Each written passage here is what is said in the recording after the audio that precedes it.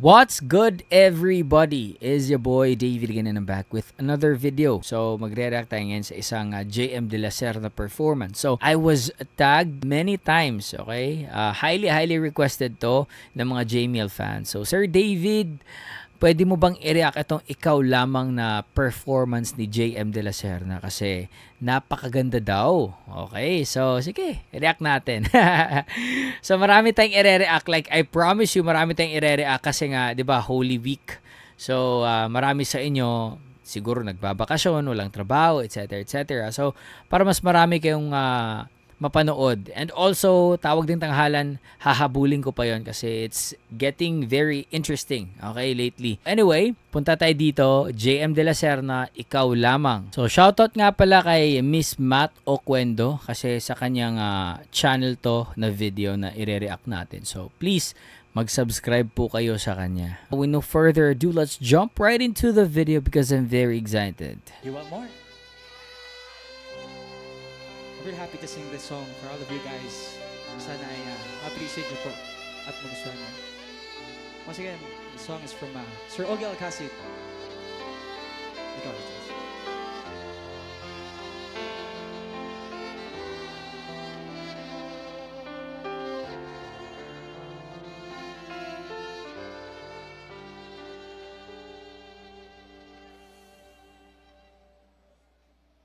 Ikaw lamang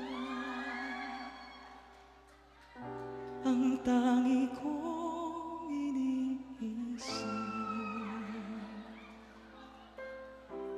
ang lagi kong panaginip, tayong dalawa ay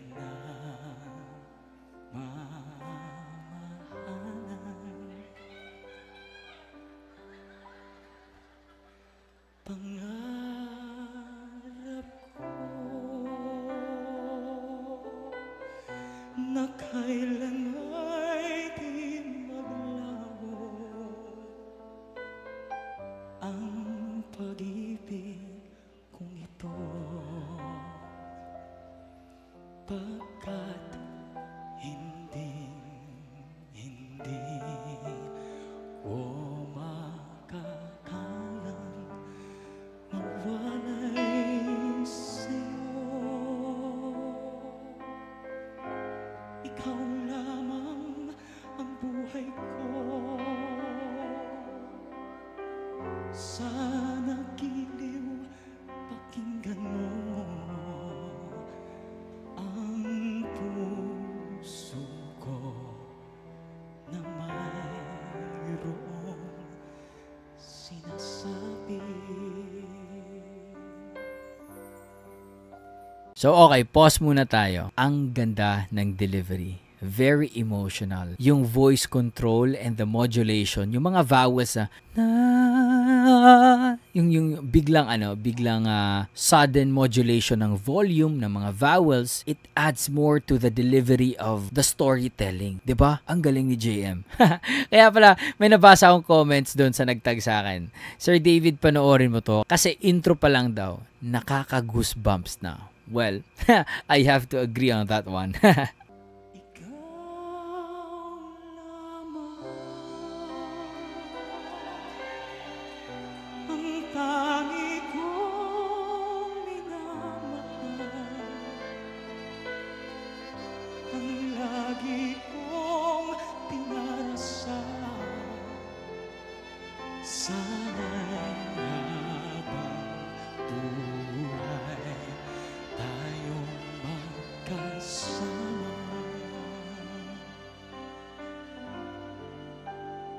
Ang puso ko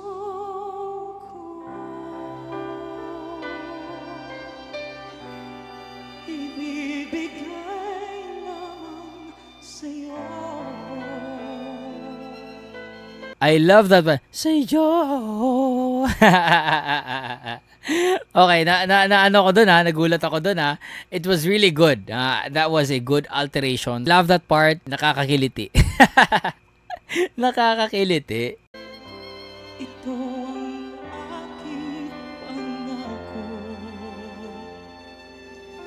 mula ngayon hanggang magpakailan pa man,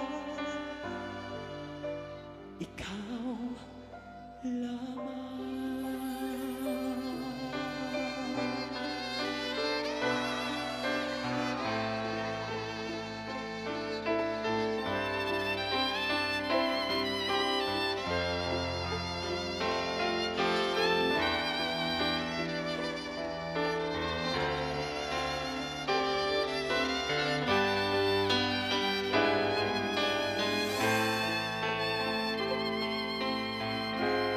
Ikaw lamang ang buhay ko, sana giliw pakinggan mo ang puso ko na mayroong sinasabi.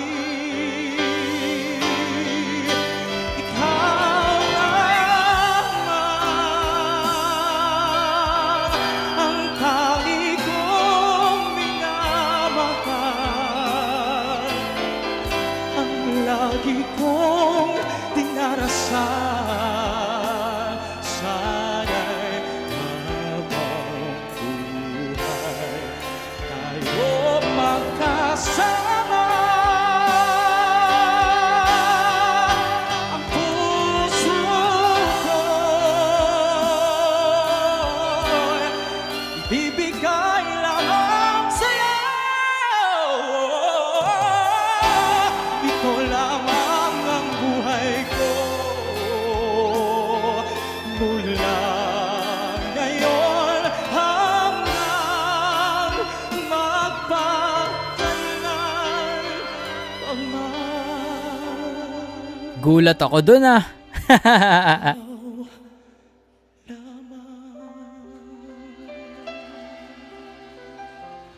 Beautiful. Beautiful. Okay.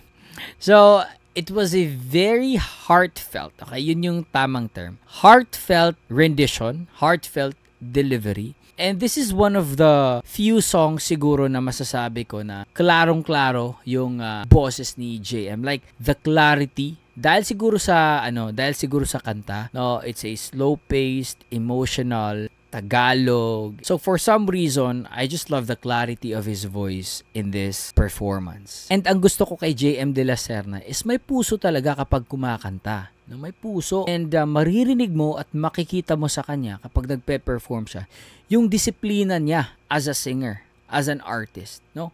Walang ka-OA-han, walang ka-extrahan. Kung meron mga alterations, swak naman, no? Masarap sa tenga.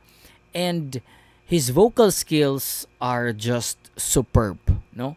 Talagang hindi basta-basta. He can be very soulful, he can be very sweet, he can be explosive, and his agility, no, sa pagpunta sa high notes, bigla-bigla. Talagang man, wala masyadong ganong singer na lalaki dito sa Pilipinas. Maraming biritero, pero the agility that he has sa kanyang arsenal as a singer, wala masyadong ganon. Diba?